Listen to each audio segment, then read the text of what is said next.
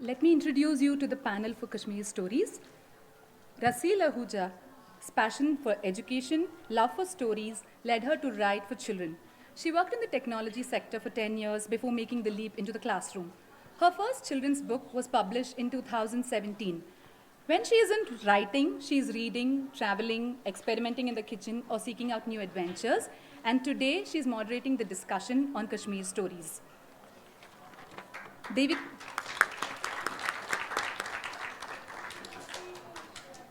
Devika, Rangachari has won several awards for her children's writing. Her book, Growing Up, was on the honor list of the IBBY in 2002. Her book, Queen of Ice, was on the White Raven list and won the Neev Young Adult Book Award last year. It has been optioned to be made into a movie soon.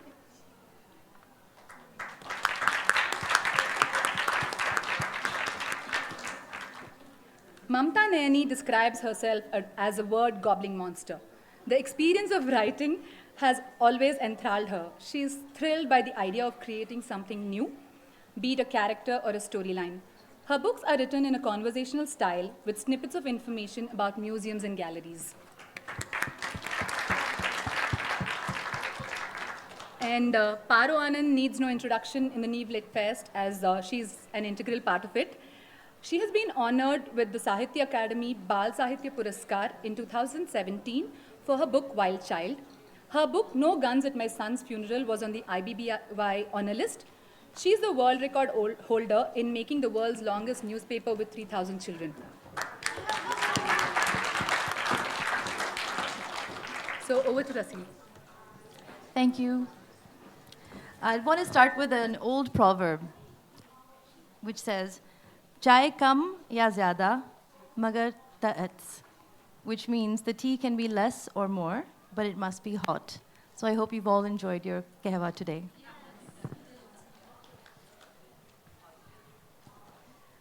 I want to just introduce the topic that we have today on Kashmir Stories.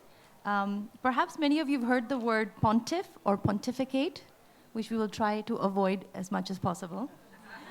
But it comes from the Latin word pontifex, which means bridge builder. In ancient Rome, priests who served as teachers were called pontifex because they used stories as a way to teach and to connect with the people.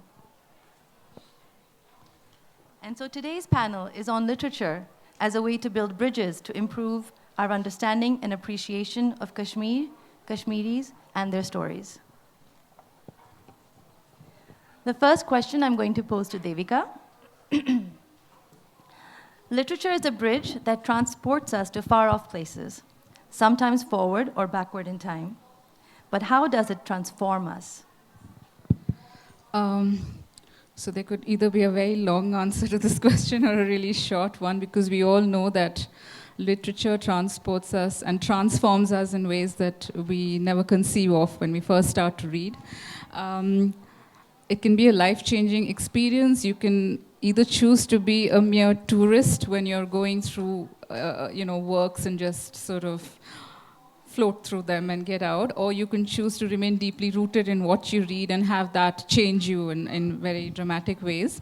If I were to connect it to the topic of today's discussion, I was quite profoundly changed by the stories and accounts of Kashmir that I read as part of my doctoral research. And I'm going to specifically point to 3 texts belonging to early Kashmir that are a fund of information if anybody wants to consult them to know Kashmir's early history.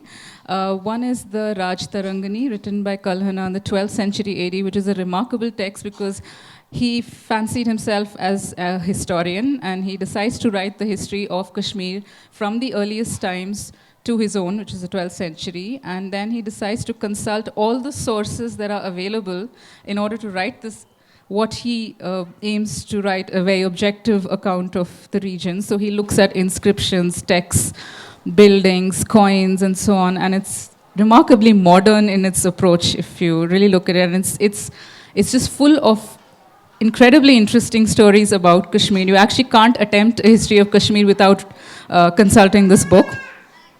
And there is also a text called the Neelmat Puran, which is basically, again, a text on the early traditions of Kashmir that Kalhana actually consults for certain gaps in his knowledge that he sort of wants to fill over, and it has really interesting accounts of the formation of the land and other details, and there are many other texts. I'm also talking about works of Shemendra, who's also a 12th century historian, and he wrote this very interesting text called the Samay Matrika, which I think, well, the grown-ups basically can read this book because it's an account of prostitutes in Kashmir, but it basically is an account of, it's a travelogue literally about on Kashmir, and tells you about in a way gender relations prevailing in early Kashmir that I guess we'll talk about later. So I think when I really did not know much about Kashmir before I started looking at these texts, but their stories really transformed me in such a way that I've actually written a lot about this land, and so I've become like a dweller rather than a tourist in those stories. Yeah, I think that's a really important point. I want to highlight reader tourist versus reader dweller. So the reader tourist is, like all of us, we go hopping around the world and we just partake in whatever the guidebooks tell us. So we just skim the surface. How do you become a dweller? You have to inhabit the world. You need to really feel that empathy for the characters in their book and think about how they are representative, to some extent, of an entire people. So Paro, can you speak a little bit more about that transformation that comes from literature? I think the thing that really hit me around the 80s, I've been going to Kashmir a lot and continue to, this quote, which is the tagline for Kashmir about paradise on earth, it is this, it is this, it is this, is that for a tourist, it is that paradise. It's so beautiful. But for people living there, it's less and less a paradise. And so maybe that narrative we need to examine a little more deeply. So I think basically we all live in our small little bubbles, and we are the most important person in that small little bubble of ours. So what stories from various regions, like diverse narratives, what they do is that they kind of puncture that bubble, and they help us take a few steps in someone else's shoes. And by doing so, we realize that there is a shared humanity. There are certain things that are very, very similar, that we find common grounds. So, especially in a book like Sadik, what I tried to do was that I tried to bring those elements in. So the relationship between the mother and the son, if you've read the book, you'll know, the artistic aspirations that the character has. So all these things kind of make space for common grounds. So, and when we do that, when we give children diverse narratives, we are actually helping them to jump over the garden fencing and be a part of, step into a space that they think is other space. And when they do that, they find that a lot of that other is also inside them. So that's I think, kind of helps them connect and helps them transform. So that is where the emotional connect and transformation comes from. So to your point about the stories we tell, Adichie said the single story is dangerous. Paro, you want to talk about the frustration with Kashmir, basically for most of us outside of Kashmir, having the knowledge of only one single story? Yeah. I'll share an example with you. I was working with a group of children who were all orphaned in the violence. And our brief was, let them just have fun, let them just relax. But when I started to do story building and story writing exercises, their imagination, these were all children, their imaginations were completely frozen. They couldn't imagine another story at all.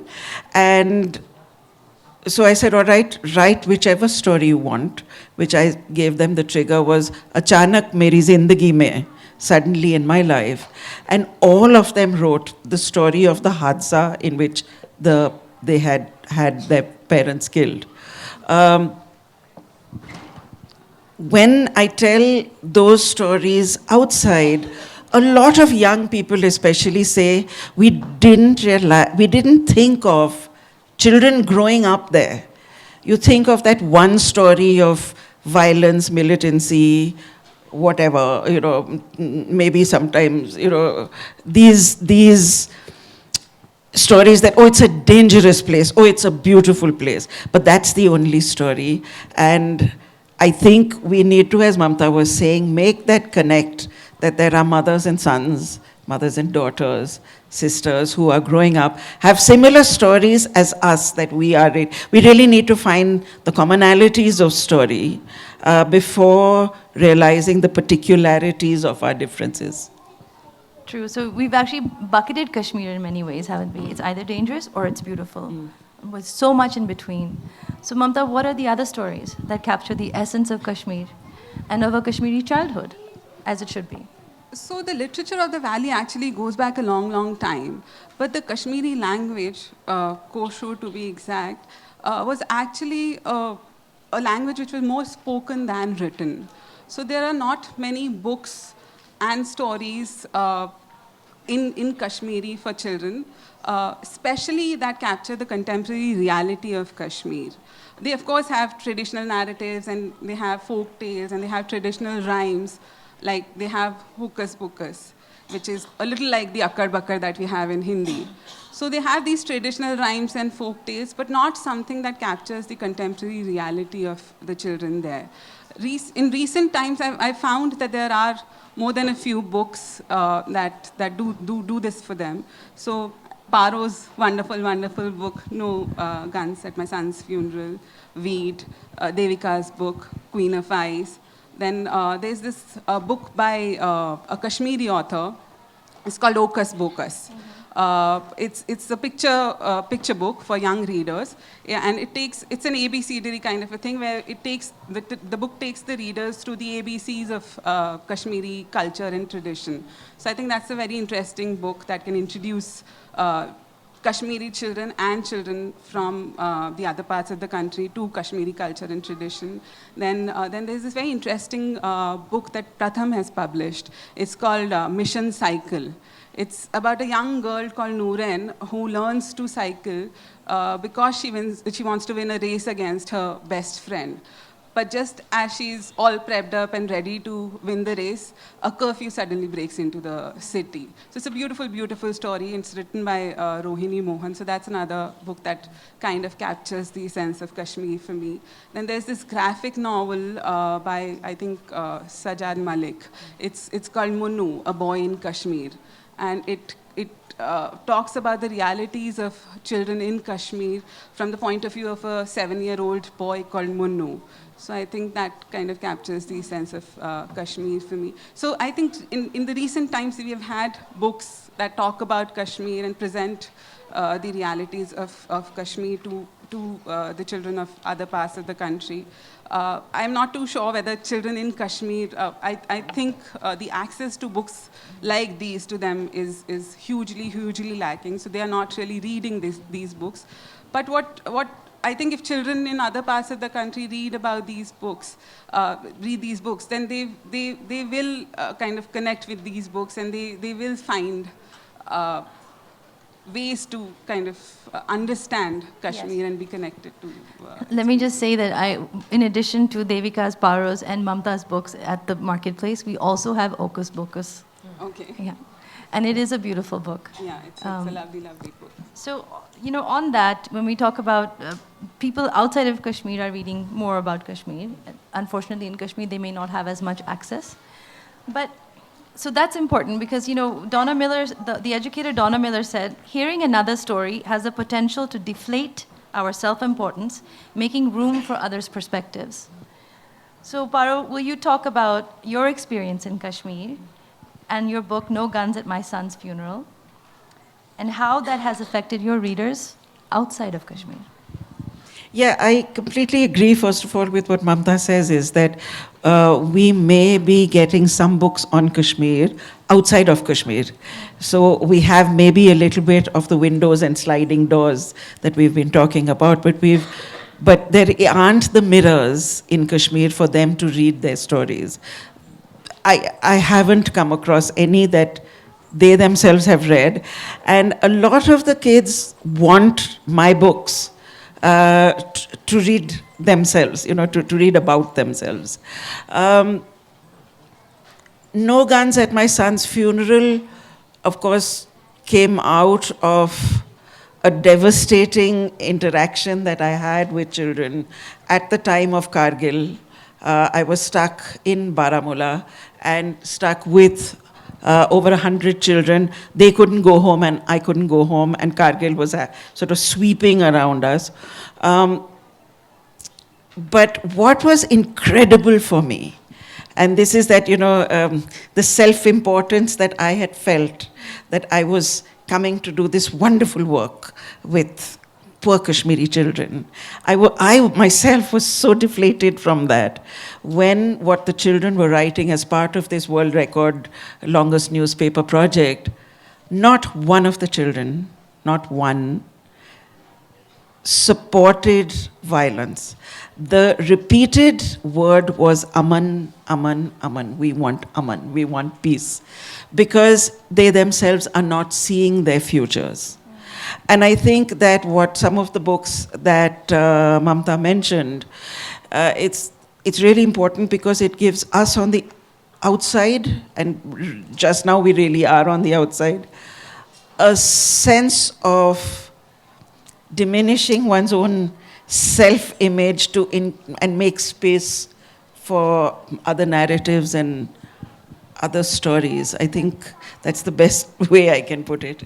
No, rightly said. Because, Ben Okri also said that a story only lives when it is read or heard. So I want to now pose this question to Devika, because she writes only about characters and people from before the 12th century, to talk a little bit about this period of Kashmir's history and share some of the nuggets that you've unearthed. So there's so many interesting stories that I could share with you, but maybe I'll just narrow it down to two. One is an account of the formation of the land of Kashmir, which is there in both the Raj Tarangani and in the Nilmad Puran, which is basically, the story goes that the land of Kashmir was originally underwater. It was a vast lake. And in that lake, they dwelt this monster, and he refused to come out, and he was terrorizing all the people around, so they didn't know what to do. And so then the gods apparently decided to take a hand and come and help out. So they came and they drained the lake and killed this demon. And then they decided to consecrate the land of Kashmir, building various shrines and so on and so forth. And so Parvati, Shiva's consort, says, okay, the land of Kashmir will be my material manifestation. So the land of Kashmir is basically mine. So it's really interesting that all early accounts of Kashmir contain the same story.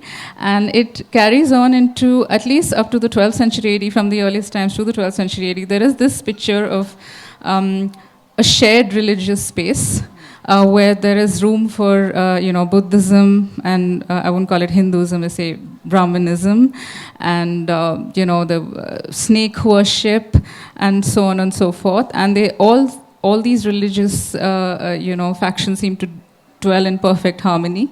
So it's something that also Kalhana points out that, okay, so there's this person. And so religion is not really an identity. It's just that, okay, it's incidental. So these are, and of course, there's so much more I could share with you, but maybe we'll get to that in a bit. I will get back to one. Sure.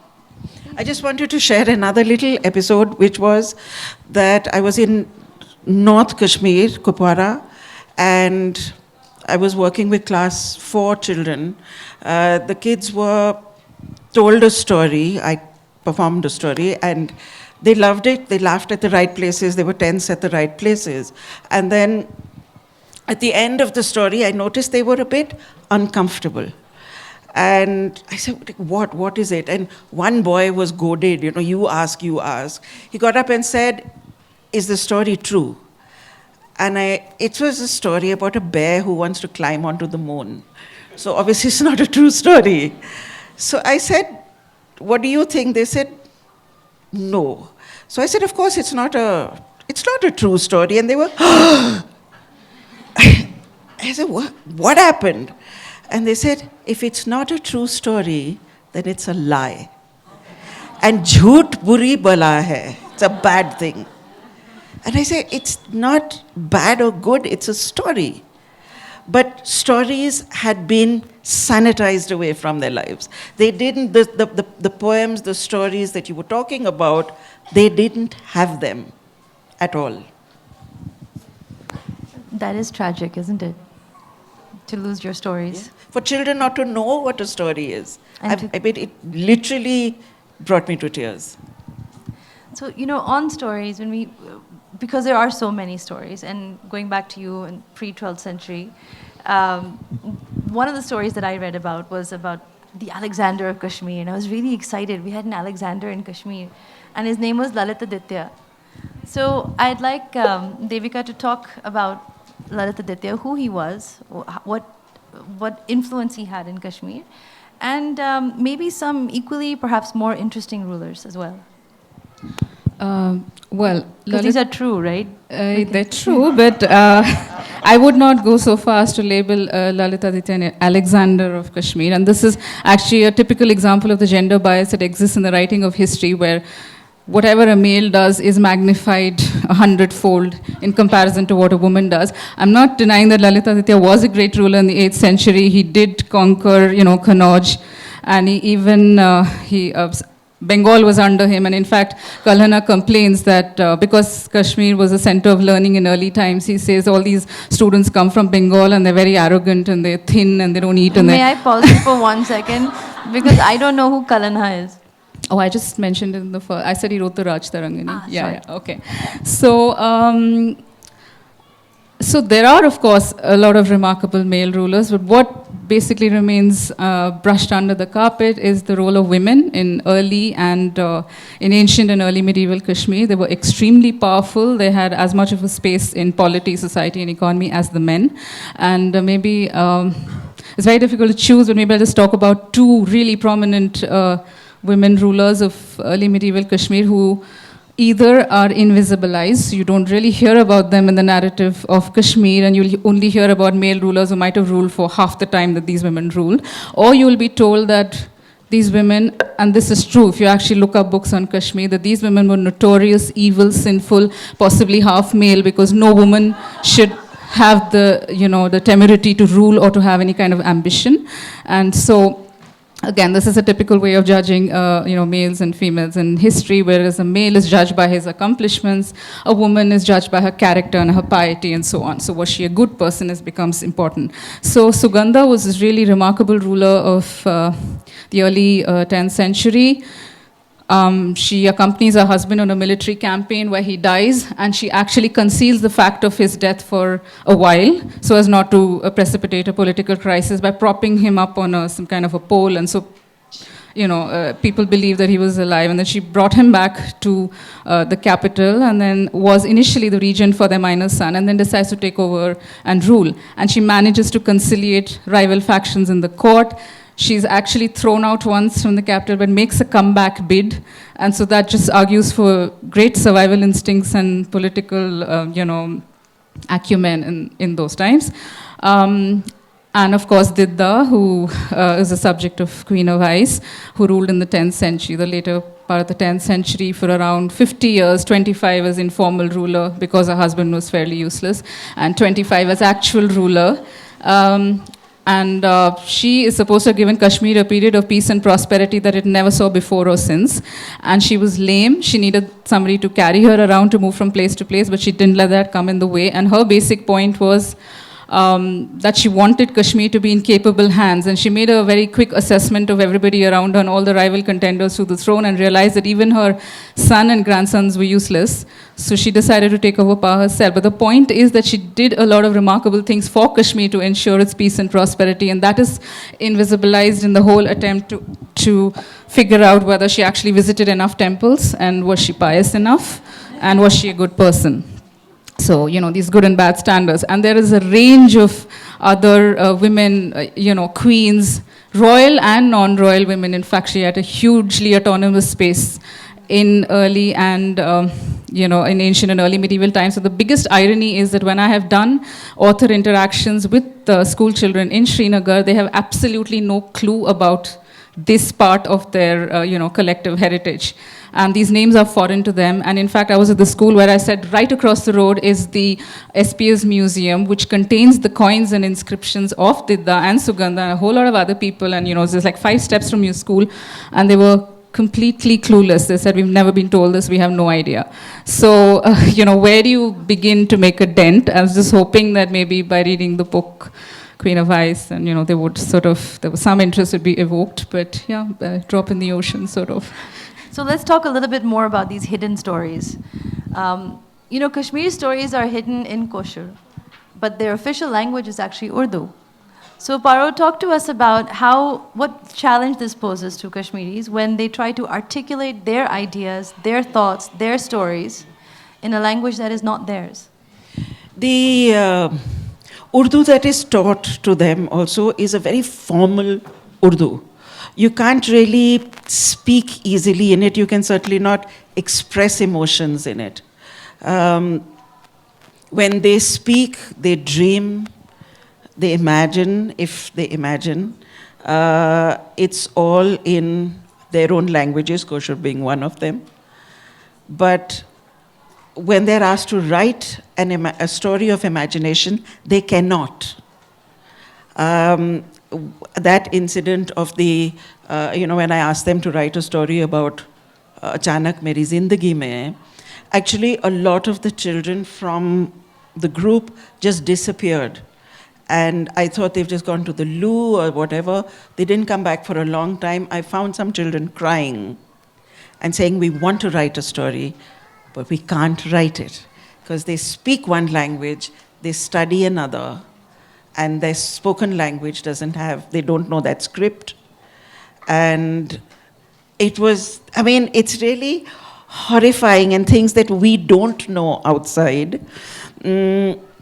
So robbing a people of their language is perhaps the most basic way of cutting roots and then putting your roots in as you so please. Because with each other, nobody is talking in Urdu. And so I'm talking to them in Hindustani, but then the discussion comes back in a language I don't understand. So the chasm is very effectively deepened. And without stories, our identities starve. That's also something that Ben Okri said. But even though the written form was formalized much later, and the written way of expressing oneself is in Urdu, which is difficult, as you mentioned. The Kashmir does have a tradition of storytelling, and I think it's called Ban Pathar. Can you please talk about that, Mamta? So I think Kashmir's identity is embedded deeply in its language, in its landscape, in its food, in its history, in its variety of human richness. So all these put together kind of form Kashmir's identity. And one of the most important stories in Kashmir's identity is the one of Bhan Pather. So the Bhan Pathers used to be the traditional performing artists of Kashmir, which were largely known for their social and political satire. And they used to give vent to the people's feeling of isolation, tyranny at the hands of the various regimes. And they used to do it using a lot of wit and humor. So the rulers didn't mind. They were okay because it was all done in jest and humor. But unfortunately, the tradition is kind of, because of the lack of patronage and the political climate in Kashmir, this traditional art form is slowly dying. And the irony of the situation is that in a place where they had the tradition of thought-provoking, sharp, questioning narratives, such as the narratives of the Bhan Pathers, with a lot of beats of the instruments, the drums and everything, they used to sing out, and people used to be greatly enthralled, laughing at these stories that incorporated the contemporary realities of Kashmir. But now this is all slowly dying. And it's sad. Not very slowly, swiftly. Very swiftly dying. And the Bhans have been silenced when we need them the most. So, yeah. Can I just mention something? All through at least the early medieval portion of part of Kashmir's history, there is no recognition that despite its mountainous barriers and so on, Kashmir is some kind of a secluded, isolated entity. There's the Rajtharan keeps talking, as I told you, about students coming from all over the country and even from the south, and and dress designs being copied, to imitate southern fashions and so on. And there's also this anxiety on Kalhana's part to show that Kashmir is actually part of the larger Indian narrative. For example, he gives this really elaborate, explanation for why Kashmir did not take part in the Mahabharata war. So, because there was an infant king on the throne, and therefore, that he couldn't go and fight as a child. But there's this desire to show that you're part of the grander Indian narrative, or not Indian, but whatever, the larger narrative. So I want to turn it now to the audience if you'd like to ask any questions. Yes. The books that Devika mentioned, no, I can speak louder. Okay. The books that Devika mentioned, are they available online somewhere, or can we see the text of it somewhere? They're online, I'm not sure, but they're very readily available in English translations. They were in the original Sanskrit. You have, annotated Sanskrit versions. You have the translated one. You have different types of translations. You have to figure out which works for you. So that's quite easily available with the interlogical publishers like Motilal Banarsi Das and so on. And I think you'd all enjoy reading the Rajtarangini because there's so much sarcasm and wit and perception in Kalhana's just commentary on, life, that it's really worth reading. Devika herself has written the Rajtarangini as well. Her book is wonderful. It's a quick read. You have? It's a wonderful one. Oh, that's right. Yeah. I have a more general question. So, Ms. Devika, you were talking about how in history, women's rights, in some sense, have always been suppressed. And I've always had a question about, in all cultures worldwide, we always see that women's rights and women's actions are constantly suppressed. If I can ask, is there any starting point of this, or was there any example of where this was not the case? Or, in Kashmir, to be specific, are there any texts to explain why, such a culture has been created? Well, there's several explanations. With the rise of a patriarchal milieu, you're bound to have a situation where women are increasingly seen to be, in the confines of the home, where the men go out and do the real things.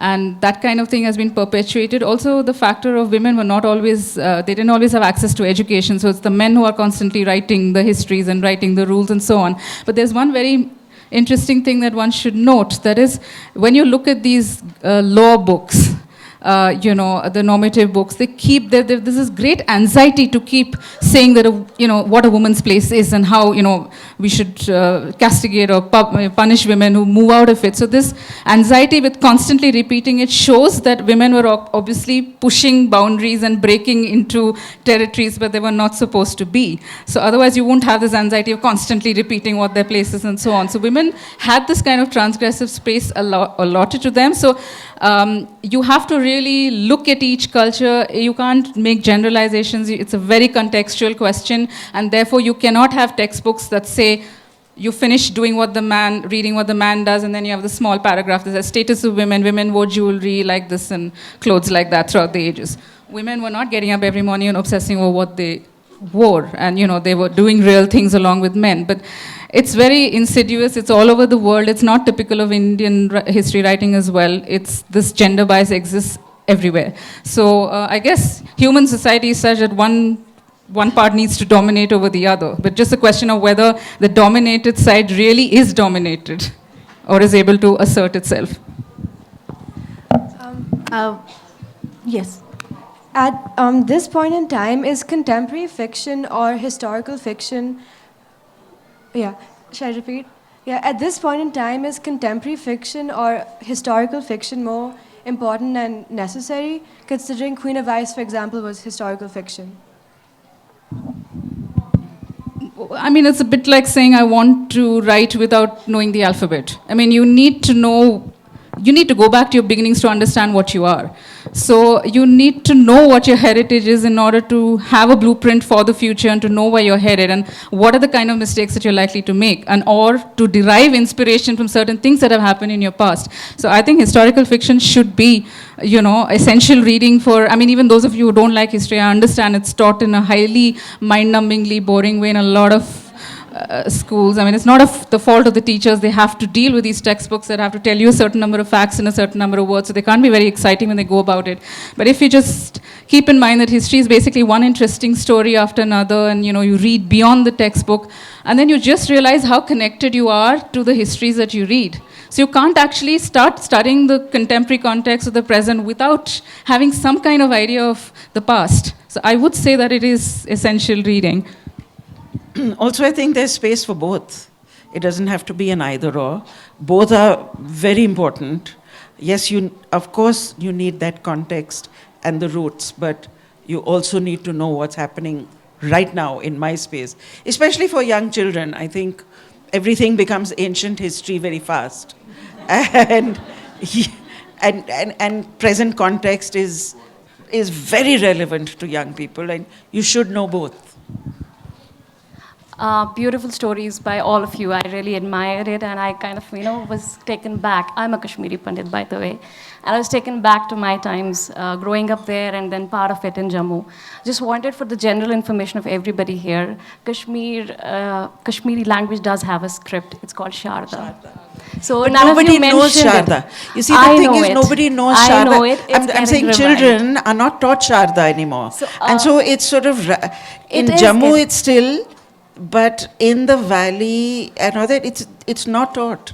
So I didn't hear any of it being spoken about, so I thought I should mention it for the information of the general public here. And I could be very wrong because I don't have that much knowledge about Kashmir, but I believe that in Kashmir you have both Sharda and you use the Persian Arabic alphabet as well. So it's in two forms when it is written. But either way, it's not that accessible to everyone, unfortunately.